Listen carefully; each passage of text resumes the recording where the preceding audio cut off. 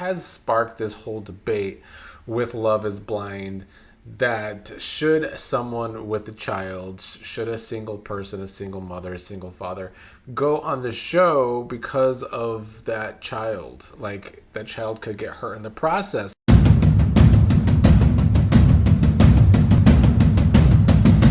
We are coming off of the Love is Blind reunion, which people had to face the music, and we had some revelations about some of the couples, including one who did end up getting married, in Amber and Jordan.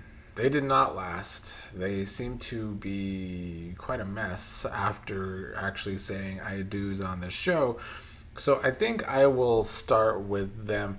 And I don't want to like hammer Amber too much, but I do think she came across as a mess, and she did some stuff at this reunion that I just don't agree with. Like, Amber is saying that Jordan wasn't ready to say I do's, but like, she still went ahead and said I do too. We got some revelations about how she was drinking at a wedding they went to, and how she had to take an Uber home because he was a part of the wedding and had to stay at the wedding while she was drunk. I do think Amber probably has a bit of a drinking problem.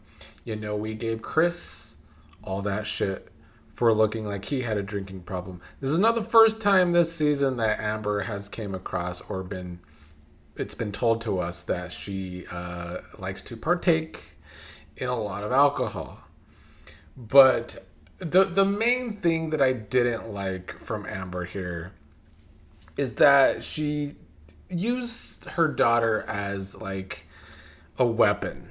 And she has been doing that this whole relationship with Jordan. And it has sparked this whole debate with Love is Blind that should someone with a child, should a single person, a single mother, a single father, go on the show because of that child? Like, that child could get hurt in the process. And that's what Amber was saying during this reunion, that Jordan didn't even say goodbye to Emma once he left. He's saying he didn't know how to do with that. He was not in a good place with Amber at the time. And yeah, children do get hurt in these kinds of relationships, especially if you go so far as to marry them. And it's tough with this concept of Love is Blind because it's just such a quick process. It's only a few weeks. You got to meet in the pods, you got to meet each other, you got to meet each other's families, and a few weeks later, you got to get married. That's whiplash for a child. So there's a lot of people saying that single parents should not come on Love is Blind. And I get that point of view.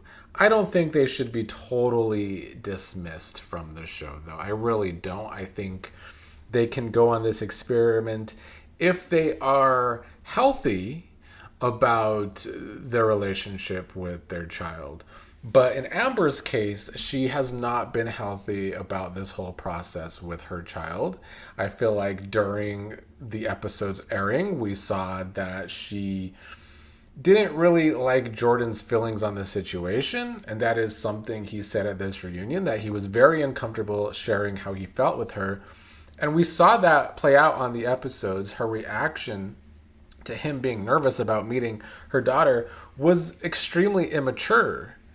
And so that's not a healthy mother-daughter relationship to come on this show. And then after the fact, I do feel as though she tried to use her daughter Emma as a weapon in saying that Emma got hurt in this process and it was Jordan's fault. But no, as a mother, she has to take responsibility for Emma getting hurt in this process too, because I don't feel as though she handled it at all in a healthy way.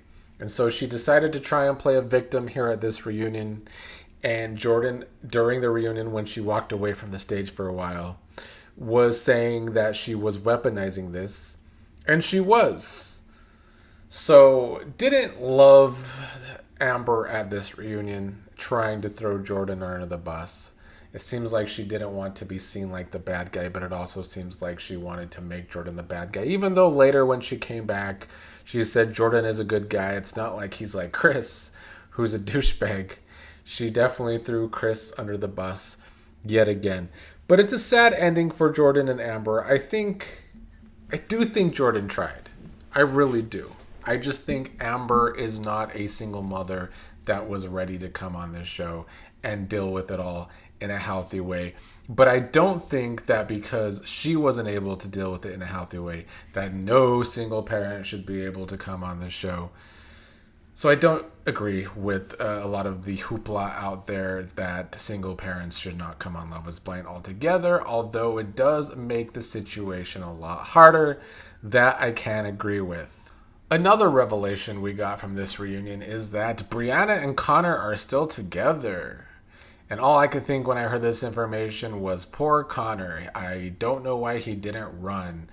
But Connor comes across as someone who will take a lot of shit in a relationship, which sometimes you have to, but I don't think Briana is the person for Connor. But I mean, if they are still together, maybe they will work. But I thought Briana was very fake at this reunion, trying to act like they are still together and really gonna get married. She's very excited about it. It was a complete change from what we saw from their relationship on the show, where she just criticized him the entire time. And yeah, that could have been the edit, I guess. But I just don't think you can go from someone who is criticizing your partner the whole time to someone who is suddenly thinking it is barreling towards marriage. Didn't quite believe that. That, of course, turned into the Chris situation and the time he was talking shit about Connor. And Connor just continued to be a chill, laid-back guy, saying that it didn't bother him when Chris was trying to throw him under the bus to Briana, and that he trusts Briana. And Briana now saying that, of course, Chris is not her type whatsoever. She would never go for a guy like Chris. Even though when those episodes were airing, Briana was definitely giving Chris the time of day in that talk at the bar. But, Chris said he wasn't proud of the moments on the show, wasn't proud of the way he talked to Brittany. I mean, I guess Chris really tried to take responsibility for his actions, but what we know from Chris now, when we saw his ex post all that evidence about how he was in a relationship prior with her, Chris does this in all of his relationships. Chris is his own worst enemy.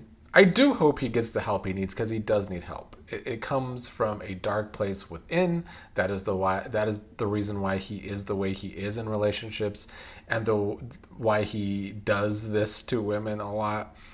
Will he get the help? I don't know. But apparently Brittany found love with someone else in the pods afterwards. So good on her. 2 doctors getting together. That was, I guess, nice to see. Obviously, Vic and Christine are our happy couple from this season. They got a lot of the positive moments from this reunion. They even get a honeymoon trip coming out of this. It's the first time the show followed a 7th couple, but the show's acting like it's a big deal that they followed a 7th couple. And it's like, you had to follow the couple because it was the only happy couple you had on the damn season. So I feel like Vic and Christine are the show trying to say, look, our experiment does work. And it does once in a great while, but I think it only works when you actually get 2 people that are there for the right reason to actually find love and find a person. And luckily for Vic and Christine, I do think they were those people this season. So I am happy for them. Some of the other drama was, of course, Ashley and Alex never wanting to take responsibility for anything. He was the other mess during this reunion for me, Amber being the first one, Alex being the other one. Even being questioned by the hosts, he would just not give them anything. He still has an excuse for everything. He is a tough watch.